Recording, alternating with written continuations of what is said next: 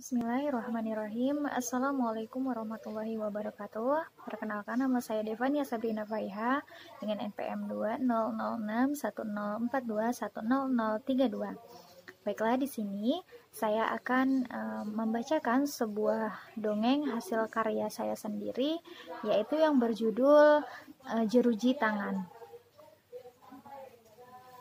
Selamat menyaksikan. Jeruji Tangan. Sejuk, hijau, dua kata sederhana yang menjadi kunci kenangan masa kecil indahku. Gemercik air hujan seakan jatuh dengan tempo yang indah, seakan menyatu dengan alam untuk menciptakan suasana desaku yang indah dan asri.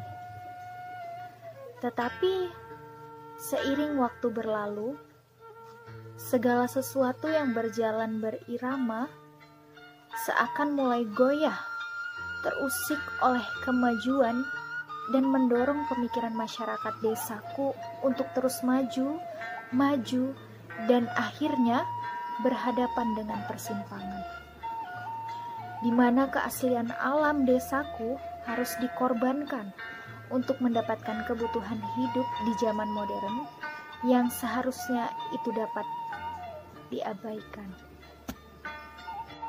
Luasnya hamparan pohon perlahan hilang, digantikan dengan bangunan-bangunan besi dan batu.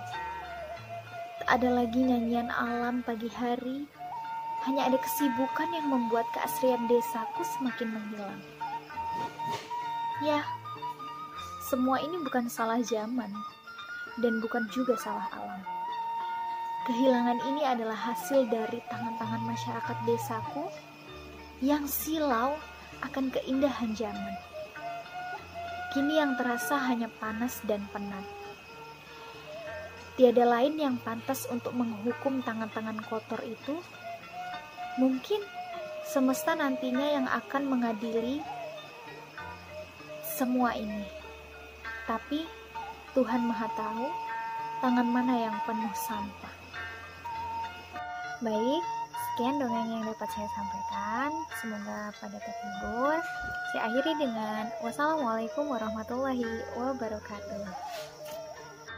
Pada suatu hari, alam pun memulai percakapannya dengan tangan. Dan alam pun mengatakan bahwa mengapa kondisiku seperti ini? Semakin hari semakin tercemar. Tangan pun menjawab, "Wahai alam, aku tidak pernah mencemarimu. Kondisimu yang semakin tua semakin rusak, membuatmu tidak bisa bertahan untuk tetap indah."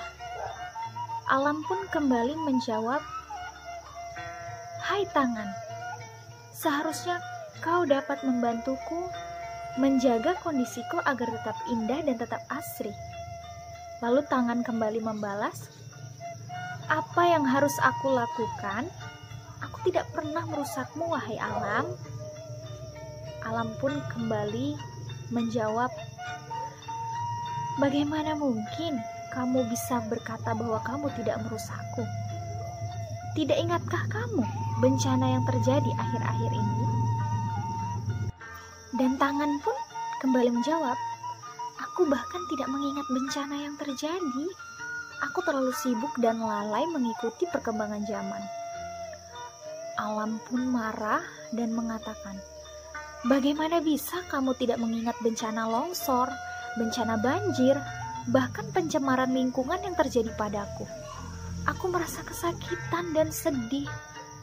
Ya, itu semua terjadi. Apakah kamu tidak memikirkan bagaimana kehidupan anak cucumu di kehidupan yang akan datang?" Nah, dan pada akhirnya tangan pun meminta maaf kepada alam dengan berkata, "Maafkan aku, wahai alam." Alam menjawab, "Bagaimana mungkin aku memaafkanmu, wahai tangan? Ini semua karena ulah jari-jari tanganmu." Lalu tangan pun kembali meminta maaf. "Sekarang apa yang harus aku lakukan agar kondisimu kembali pulih, indah, asri, dan alami seperti sedia kala?" Alam pun menjawab, "Jaga aku dengan tidak membuang sampah sembarangan, tidak menebang pohon secara liar, tidak membakar hutan, karena aku juga semakin sesak dengan polusi yang telah engkau ciptakan. Lalu tangan menjawab, aku benar-benar meminta maaf dari lubuk hatiku yang paling dalam.